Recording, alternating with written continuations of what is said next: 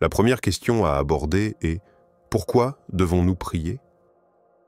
Avant de pouvoir comprendre l'œuvre de l'intercession, nous devons d'abord comprendre la prière. Tout d'abord, sans prière, il n'y a pas de vie chrétienne. Peux-tu imaginer un chrétien qui ne prie pas?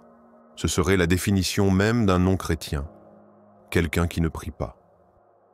Un signe clair de la conversion de Saul de Tarse au christianisme fut qu'il priait comme le Seigneur le dit à Ananias. Voici, il prie, dans Actes chapitre 9.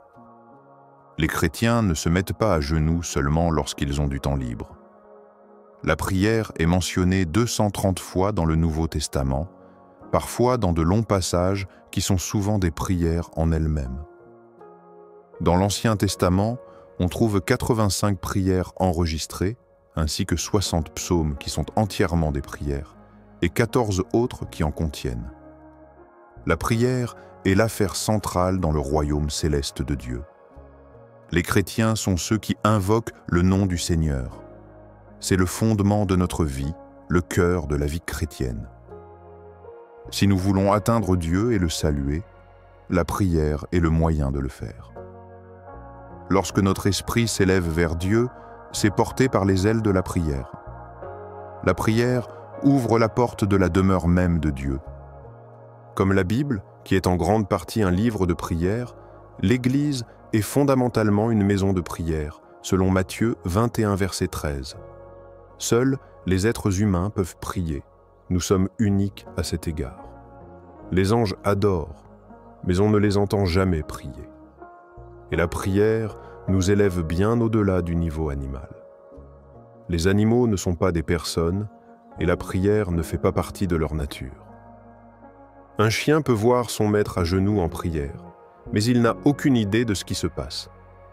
Les humains regardent vers Dieu, mais les animaux regardent seulement vers les humains.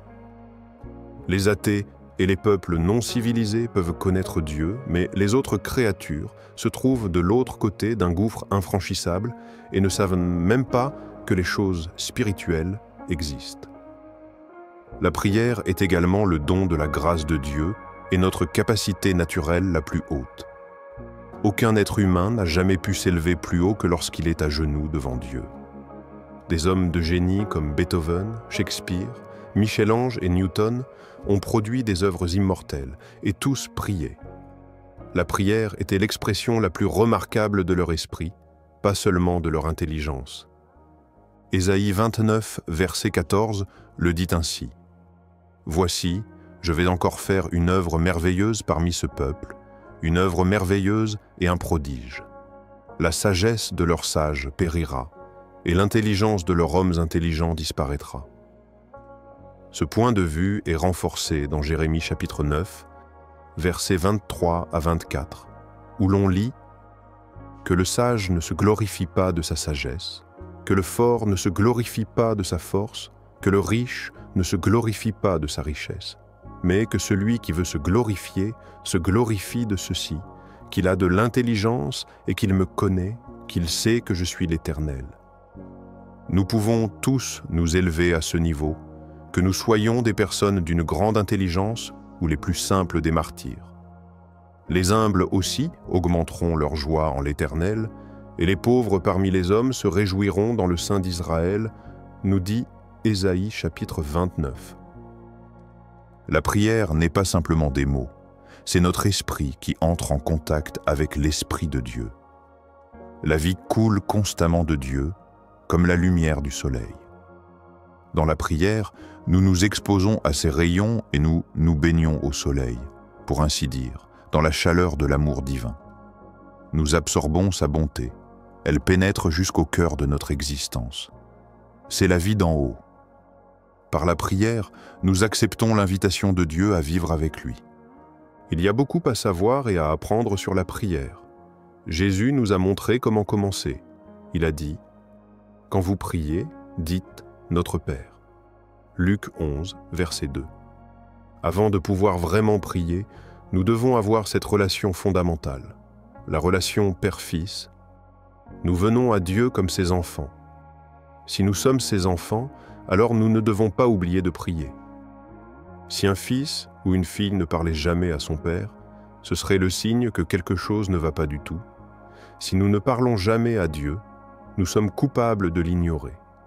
Imagine une petite scène familiale.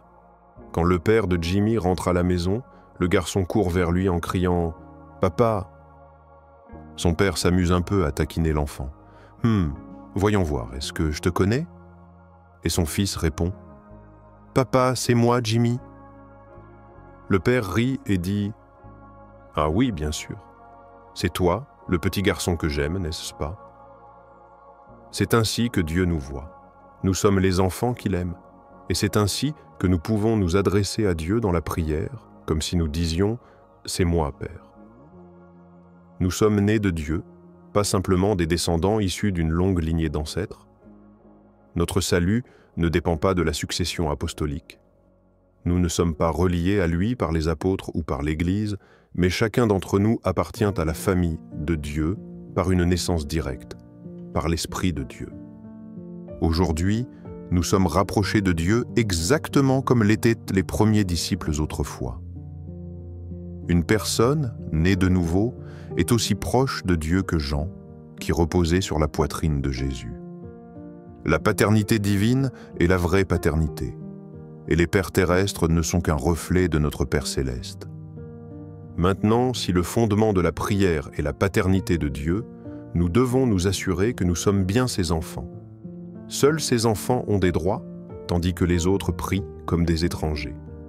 Mais ces étrangers peuvent devenir enfants de Dieu, bien sûr, au moment où nous disons oui à Jésus-Christ et que nous nous soumettons à son autorité sur nous.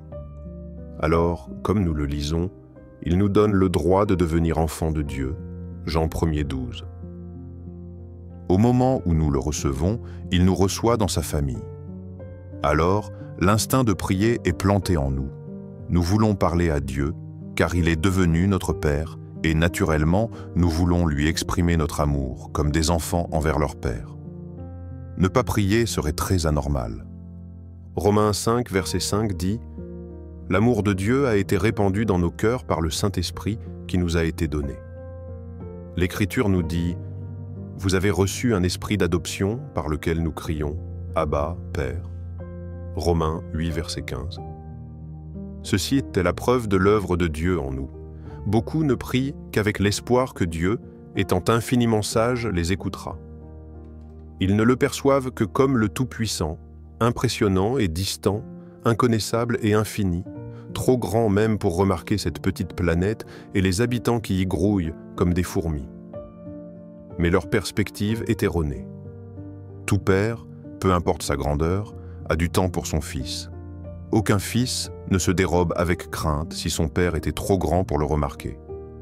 Un père aime son fils, et son fils aime son père, peu importe qui il est. Le monde entier peut admirer et craindre un homme, mais son propre fils sera heureux et libre en sa compagnie. Dieu est certainement grand au-delà de notre compréhension, mais il est ce même être merveilleux qui a fait de nous ses enfants. Nous prenons plaisir en lui comme il prend plaisir en nous, et il se réjouit d'entendre notre voix dans la prière. Dans Romains 8,15 et Galates 4,6, il est écrit que nous crions « Abba, Père ». Regardons de plus près ce mot spécial « Abba ». C'est un mot en araméen, la langue maternelle de Jésus. Il signifie « Père », mais dans un sens affectueux et aimant. À cette époque, c'était le mot utilisé dans le cercle familial. Les jeunes enfants, comme les plus âgés, appelaient leur père « Abba ». Cependant, nous n'avons pas de mot anglais ou français qui soit son équivalent exact. C'est pourquoi les traducteurs l'ont laissé tel quel. En parlant d'Abba, Samash a dit que cela signifiait « papa », mais ce n'est pas tout à fait exact. Les adultes utilisaient « Abba », tandis que les adultes aujourd'hui n'utilisent presque jamais le mot « papa » pour s'adresser à leur père. Les adultes, à l'époque de Jésus, ne parlaient pas à leur père avec des mots d'enfant, pas plus que les adultes ne le feraient aujourd'hui. Mais ils pouvaient dire « Abba » sans que cela paraisse enfantin. Ce n'est pas un diminutif, mais un terme affectueux dans la famille, un nom spécial et plein d'amour. Jésus a appelé son Père Abba une fois dans le jardin de Gethsémané. Mais il n'était pas en train de crier « Papa ». Le mot « Père » est utilisé 415 fois dans le Nouveau Testament, dont la moitié par Jésus pour désigner son Père. Jésus ne nous a pas enseigné à prier en disant « Abba », mais « Notre Père ». Nous sommes des fils, pas des bébés. Cela est clairement exprimé dans Galates 4 versets 1 à 7. Tant que l'héritier est un enfant, il est soumis à des tuteurs et à des administrateurs. Mais puisque tu es un fils, Dieu t'a aussi fait héritier. Remarquons aussi que, selon les Écritures, nous crions « Abba, Père ». Le mot « crier » ne veut pas dire gémir, mais pousser un cri fort. Le mot grec est « krazo ». La prière n'est donc pas seulement une méditation silencieuse ou une attente devant Dieu, c'est quelque chose que l'on exprime, que l'on déclare. La prière ne consiste pas à ressentir de vagues sentiments religieux, mais à s'adresser à Dieu avec des paroles claires et sincères. Partout dans la Bible, on trouve l'expression « crier à l'Éternel ». Les auteurs des psaumes, comme David, approchent Dieu en lui criant « Écoute-moi, Éternel, écoute la voix de ma supplication », comme dans le psaume 27, verset 7. Crier à Dieu ne signifie pas qu'il est sourd.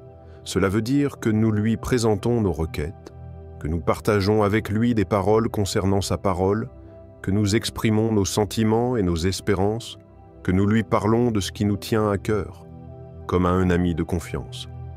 Ressentir de simples émotions religieuses, ce n'est pas cela la religion biblique. Notre Dieu marche avec nous sur tous les chemins divers que nous empruntons. Nous avons été rapprochés par le sang du Christ, comme dit Éphésiens 2, 12, 13. Le sentiment familial, en particulier celui des enfants envers leurs parents, est une qualité que nous ne partageons pas avec des amis.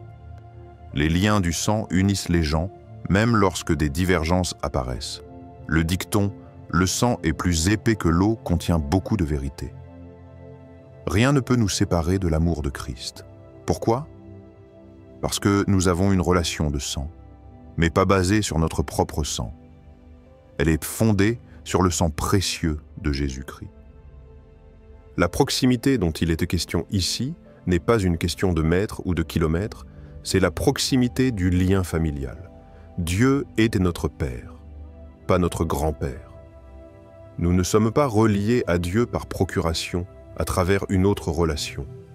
Dans l'ancien Israël, les gens ne connaissaient Dieu que par l'intermédiaire d'un prêtre, mais la promesse était que chacun le connaîtrait personnellement, comme le dit Hébreux 8.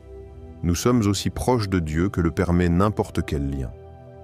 Lorsque nous prions sur la même base et avec les mêmes droits que Paul, Jean, Jacques et Pierre. Nous sommes à égalité avec les plus grands saints. Les promesses qui leur ont été faites sont aussi valables pour nous. Ils ont prié le même « Notre Père » que nous avons les mêmes privilèges qu'eux. Dieu n'a pas de favoris, sauf que nous sommes tous ses favoris. Loué soit Dieu. Ils avaient la même clé que nous pour entrer, c'est-à-dire le nom de Jésus. Nous arrivons à la porte d'entrée et nous entrons sans frapper, sans secrétaire pour nous annoncer. Nous n'avons pas besoin d'anges ou de saints pour nous introduire dans la présence de Dieu. Nous sommes des fils et des héritiers. Nous avons un accès libre et total à la maison de notre Père. Et ça, c'est une très très bonne raison de prier. Alléluia. Nous prions parce que cela a été rendu possible à un prix immense pour une seule personne. Je parle ici d'un sujet très sacré, et c'est Jésus-Christ. Nous avons été rapprochés par le sang du Christ. Je suis submergé par le prix payé pour que nous puissions prier. Approchons-nous donc avec assurance du trône de la grâce, afin d'obtenir miséricorde et de trouver grâce pour être secourus en temps voulu. Hébreux 4, verset 16. C'est là toute l'idée. Ayant donc l'assurance d'entrer dans le lieu très saint par le sang de Jésus, par un chemin nouveau et vivant qu'il a inauguré pour nous à travers le voile, c'est-à-dire sa chair, approchons-nous avec un cœur sincère, dans la pleine assurance de la foi. Hébreux 10, versets 19 à 22. Le prix payé est la garantie que nous serons entendus. Comment Dieu pourrait-il ignorer une prière qui porte une telle étiquette de prix et l'appel même du calvaire? C'est comme si notre cri passait par le transformateur de la croix, portant la force du sang du Christ. Parmi toutes les créatures du ciel et de la terre, nous sommes ceux qui ont été rachetés de la tombe du péché. Que Dieu n'écoute pas une telle prière est impensable. Une autre raison de prier, c'est que Jésus priait. Les évangiles rapportent 20 occasions où il priait. Dans l'évangile de Jean, les mots habituels pour la prière ne sont pas utilisés, seulement les mots pour parler. On y lit simplement que Jésus leva les yeux et dit, comme en Jean 11 ou Jean 17. La prière, pour Jésus, n'était pas une activité spéciale, mais simplement le fait de parler normalement à son Père. Et cela reste malgré tout vraiment étonnant quand on se rappelle qui il était. Il était la parole, le Fils de Dieu. Il n'a jamais cessé d'être en communion avec son Père. Lui et le Père ne faisaient qu'un. La réponse est dans la question.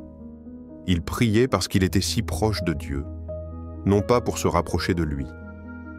Il aimait son Père et aimait passer du temps avec lui. C'est ce que nous ressentons envers les personnes que nous aimons, n'est-ce pas? Avons-nous besoin d'une autre raison pour passer du temps avec elles, si ce n'est que nous les aimons? Jésus se retirait du tumulte de la vie pour se détendre et savourer cette intimité, cette douce heure de prière. Les disciples l'ont vu prier et lui ont dit « Seigneur, enseigne-nous à prier ». Luc 11, verset 1. Pierre dit que le Christ nous a laissé un exemple afin que nous suivions ses traces. Cet exemple comprenait cette habitude de prier. Dans Genèse 5, versets 20 et 1, on lit qu'après qu'Hénoch fut devenu le père de Mathusalem, il marcha avec Dieu et eut d'autres fils et filles. Dans ce cas, ce n'est qu'après avoir été entouré d'obligations familiales qu'il marcha avec Dieu. Nous devrions nous assurer que rien dans notre vie familiale n'interfère avec notre marche avec Dieu. Pierre suggère que notre vie domestique ne doit pas gêner la prière. Il parle d'arrangement et de relations à la maison dans 1 Pierre 3 et les encourage à être ordonnés afin que rien ne fasse obstacle à vos prières. 1 Pierre 3, verset 7. Satan essaie d'empêcher la prière car la prière l'atteint. Jésus a dit « quand tu pries » et non « si tu pries ». Il tenait pour acquis que nous allions prier. Il a enseigné à ses disciples comment prier et a tellement parlé de la prière dans son très important sermon sur la montagne. Ce sermon portait en réalité sur le royaume de Dieu, ce à quoi ressemblent les gens du royaume et ce qu'ils font. Chaque royaume ou nation produit quelque chose, généralement par l'industrie ou l'agriculture.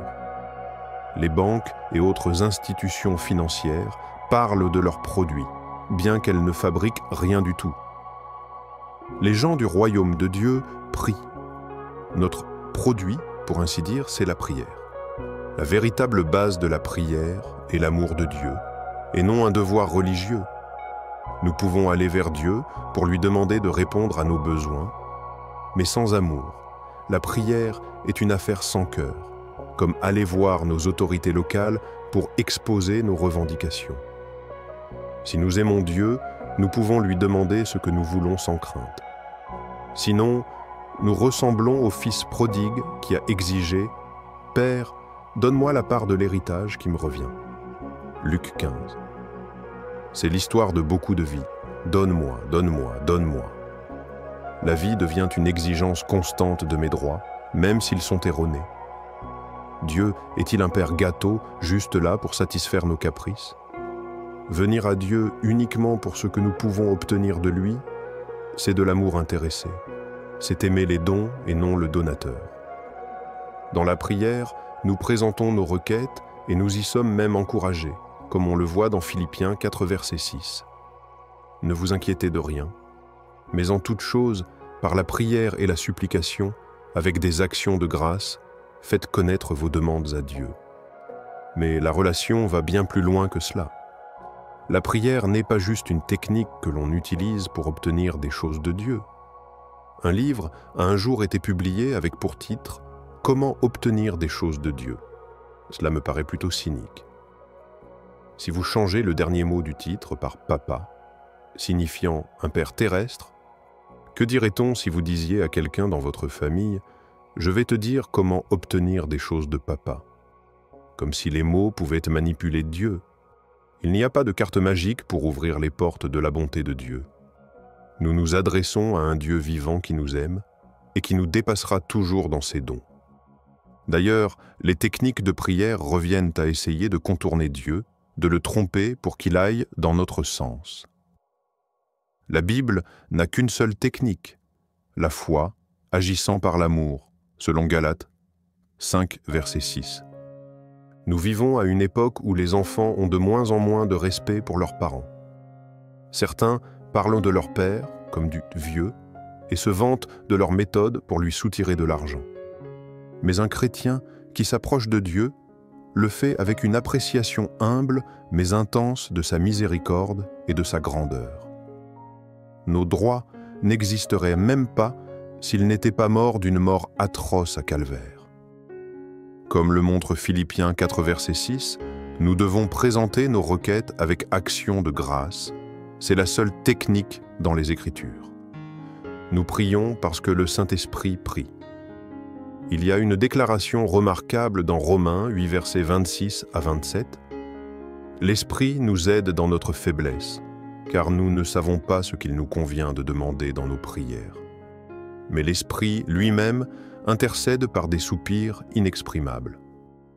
L'Esprit intercède pour les saints selon la volonté de Dieu. » D'abord, notez cette révélation stupéfiante. Le Saint-Esprit prie. Ensuite, chose encore plus étonnante, le Saint-Esprit a besoin d'êtres humains pour pouvoir prier. Il ne prie pas seulement pour nous, mais à travers nous. Toute personne qui prie devient utile au Saint-Esprit, devenant un instrument dans un miracle céleste. Les soupirs inexprimables du Saint-Esprit s'expriment à travers ceux qui prient. C'est ce que fait l'Esprit, pas ce que disent les gens. Certains prétendent être conduits par l'Esprit, mais veulent-ils réellement être utilisés par lui? C'est un moyen sûr. Il cherche ceux qui entreront en empathie avec ses soupirs. Un moyen sûr d'être inutile au Saint-Esprit, c'est de ne pas prier. Maintenant, une question. Si Dieu est tout-puissant et sait tout, en quoi la prière change-t-elle quelque chose? Est-ce que Dieu est susceptible d'agir parce que nous, créatures simples et limitées, le lui demandons?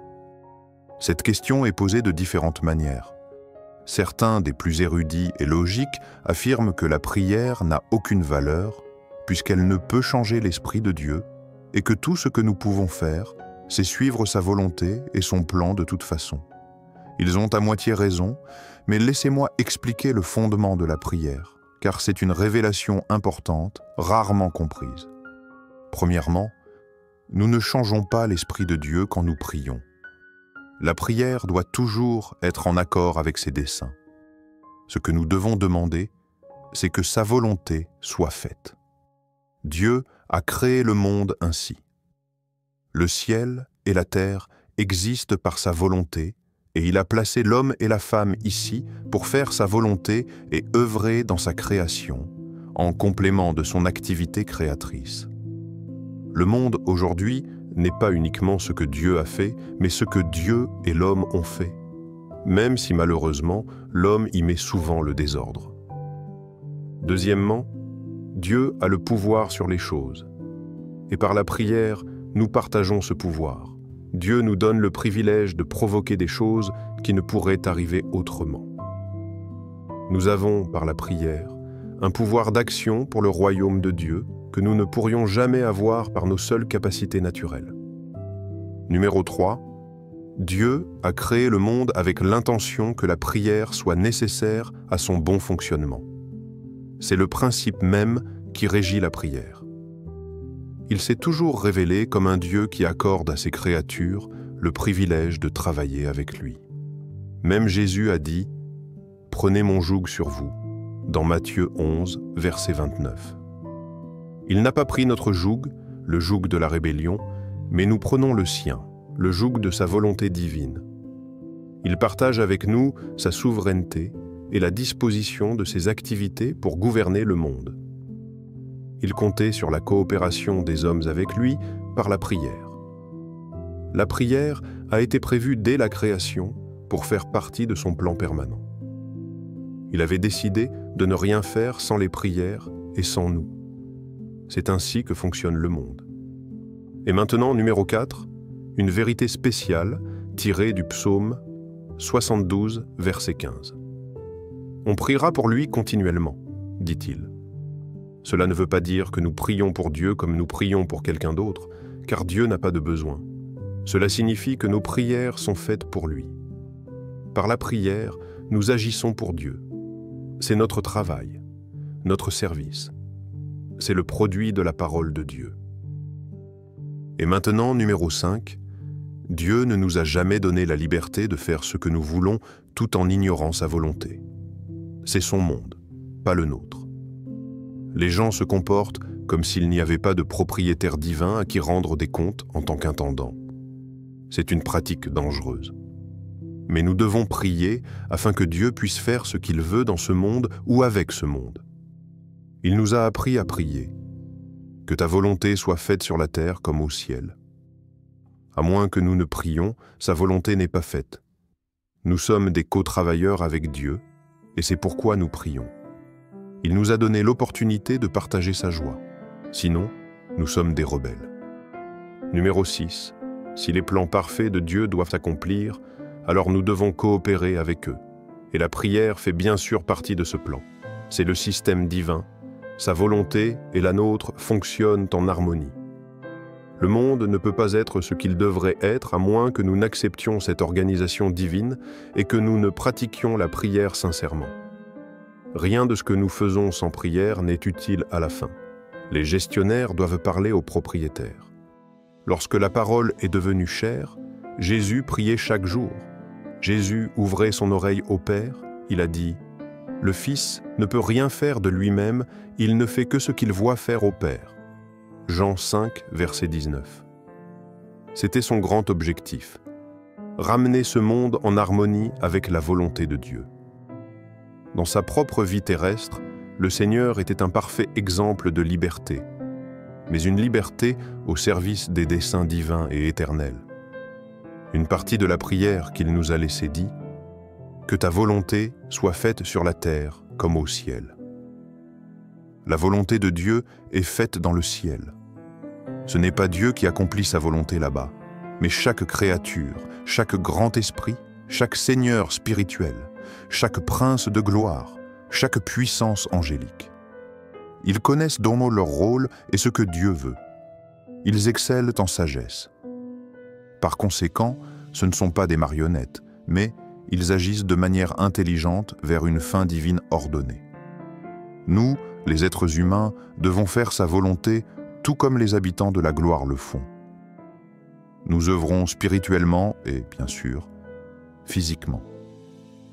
Adam et Ève avaient pour mission non seulement de s'occuper du jardin d'Éden, mais aussi de marcher avec Dieu dans la perspective d'un avenir spirituel merveilleux.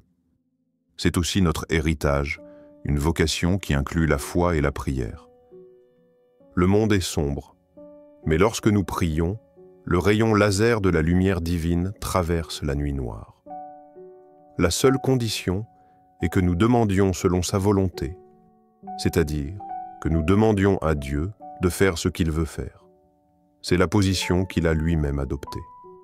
Certaines églises organisent des journées entières de prière, mais sans objectif précis. Elles trouvent des sujets pour occuper les heures, mais le résultat est que peu de choses sont accomplies, car peu de choses sont véritablement demandées. Vous ne recevez pas parce que vous ne demandez pas, dit ce livre, si concret qu'est Jacques, au chapitre 4, verset 2.